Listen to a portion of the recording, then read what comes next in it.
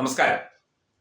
പാവപ്പെട്ട ഭിക്ഷക്കാർക്ക് കൊടുക്കാനുള്ള അവരെ പുനരധിവസിപ്പിക്കാനുള്ള പണം പോലും കൈയിട്ട് വാരിയ ഭരണാധികാരികളെ അല്ലെങ്കിൽ ഭരണകർത്താക്കളെ നമ്മൾ എന്താണ് വിളിക്കേണ്ടത്? പിന്നാക്കക്കാർക്ക്, പട്ടികജാതി പട്ടികവർഗ വിഭാഗങ്ങൾക്ക് കൊടുക്കാനുള്ള ഫണ്ട് കോടികൾ വെട്ടിച്ചു. പിച്ചക്കാർക്ക് കൊടുക്കാനുള്ളതിലും കൈയിട്ട് വാരി. അല്ലാതെ കൈയിട്ട് വാരൽ ധാരാളമായി നടന്നു.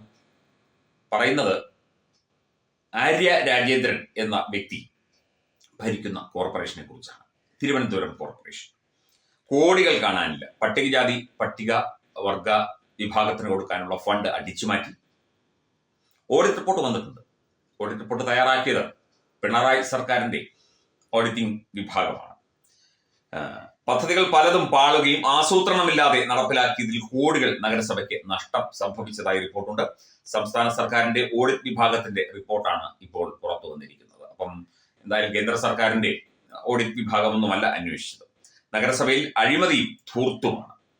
ധൂർത്തുമല്ലാതെ വേറൊന്നുമില്ല.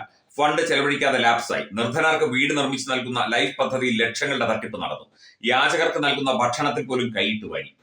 പോസ്റ്റുകളിൽ തിരിവിളക്കൾ സ്ഥാപിക്കാതെ വിളക്ക് സ്ഥാപിച്ചെന്ന് എഴുതിയെടുത്തു കോടികൾ. ഇത്തരത്തിൽ പദ്ധതി നിർവഹണമല്ല കോർപ്പറേഷനിൽ നടന്നത്. പോക്കറ്റ് നിറയ്ക്കുകയാണ് ഭരണസമിതി നടത്തിയത്.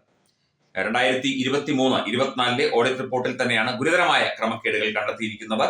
454 അന്വേഷണക്കുറിപ്പിൽ 244 എണ്ണത്തിന് മാത്രമാണ് നഗരസഭ മറുപടി നൽകിയത്. പലതിനും മറുപടി ഇല്ല.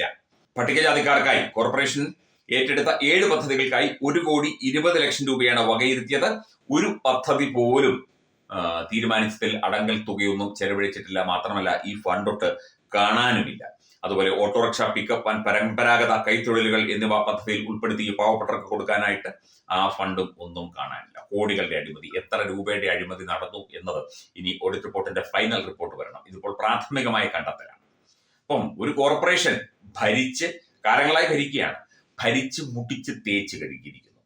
തിരുവനന്തപുരം ജില്ലയിലെ CPM-ലെ ചില നേതാക്കളുണ്ട്. ആനാവൂർ നാഗപ്പൻ, അതുപോലെ തന്നെ വി ജോയി, അങ്ങനെ കുറച്ച് CPM-ന്റെ പ്രബലരായ നേതാക്കളുണ്ട്. അതുപോലെ കടകംപള്ളി സുരേന്ദ്രനൊക്കെ വളരെ പ്രബലനാണ്. ഇവർ എല്ലാവരും ചേർന്ന് ഈ ആര്യ രാജേന്ദ്രനെ മേയറാക്കിയത് തന്നെ ഇവരെ മുൻനിർത്തി കോടികളുടെ വെട്ടിപ്പ് നടത്താനാണ് എന്ന് BJP തിരുവനന്തപുരം ഘടകവും BJP-യിലെ കൗൺസിലർമാരും ഒക്കെ നേരത്തെ തന്നെ ആരോപിച്ചിരുന്നു. ഒരു സ്ത്രീയായ ഒരാളെ മുൻനിർത്തിക്കൊണ്ട്, അതും ചെറുപ്പക്കാരിയായ ഒരു യുവതിയെ മുൻനിർത്തിക്കൊണ്ട്, അപ്പം അവർ തട്ടിപ്പും വെട്ടിപ്പും നടത്തില്ല എന്നുള്ള വിശ്വാസം നേടിയെടുത്തുകൊണ്ടാണ് തുടക്കം മുതൽ ഈ 5 വർഷവും നഗരസഭ ഭരിച്ചു മുട്ടിച്ച് തേച്ച് കഴുകിയത്. ഇങ്ങനെ തന്നെയാണ്. ഇല്ലാത്ത പൊങ്കാലയ്ക്ക് 35 ലക്ഷം രൂപ എഴുതിയെടുത്തതാണ് പൊറോട്ടയും ചിക്കനും വാങ്ങിച്ചു കൊടുത്ത കഥയിൽ. കോവിഡ് കാലത്ത് നമുക്കറിയാം തിരുവനന്തപുരം കോർപ്പറേഷനിൽ നടന്ന അഴിമതിയെക്കുറിച്ച് വലിയ ചർച്ചയൊക്കെ ആയിരുന്നു. അതിന്റെയൊക്കെ തന്നെ ബാക്കിയായിട്ട് കോടികളാണ് തിരുവനന്തപുരം കോർപ്പറേഷനിൽ CPM പാർട്ടിക്കാരും ഇതുപോലെ കൗൺസിലർമാരും ഉദ്യോഗസ്ഥരും ചേർന്ന് വെട്ടിച്ച് വീതം വെച്ചിരിക്കുന്നത്. പാവപ്പെട്ടവന് ഒന്നും കിട്ടിയിട്ടില്ല. അവൻ അർഹമായ കാര്യങ്ങൾ ഇപ്പോൾ ഒരു പാവപ്പെട്ട ഒരു പട്ടികജാതിക്കാരൻ അറിയില്ല അവനുള്ള ഫണ്ടിനെ കുറിച്ചും അവന് ലഭിക്കേണ്ട ആനുകൂല്യങ്ങളെ കുറിച്ചും. അത് തന്നു എന്നങ്ങ് പറയുക, അല്ലെങ്കിൽ തന്നു എന്ന് പറഞ്ഞങ്ങ് എഴുതിയെടുക്കുക. തെരുവുവിളക്കൽ സ്ഥാപിക്കാതെ സ്ഥാപിച്ചു എന്ന് പറയുക. പോയി നോക്കുമ്പോൾ തെരുവുണ്ട്, വിളക്കില്ല. അതിനൊക്കെ തന്നെ ലക്ഷങ്ങളാണ് എഴുതിയെടുക്കുന്നത്. യാചകർക്കായിട്ട്, അവർക്ക് ഭക്ഷണം കൊടുക്കുന്നതിനായിട്ട്, അവർക്ക് പൊതു ഇടങ്ങളിൽ ഭക്ഷണം കൊടുക്കുന്നതിനായിട്ടൊരു ഫണ്ടുണ്ട്. അതിൽ നിന്ന് വരെ വെട്ടിച്ചു മാറ്റി. യാചകർക്ക് കൊടുത്തു എന്ന് പറയുക. യാചകർ വരും, അവർക്ക് ഉണ്ടെങ്കിൽ കിട്ടും, ഇല്ലെങ്കിൽ ഇല്ല. അങ്ങനെ കുറെ ആയി കഴിയുമ്പോൾ ലക്ഷങ്ങൾ അവിടെയും വെട്ടിച്ചു.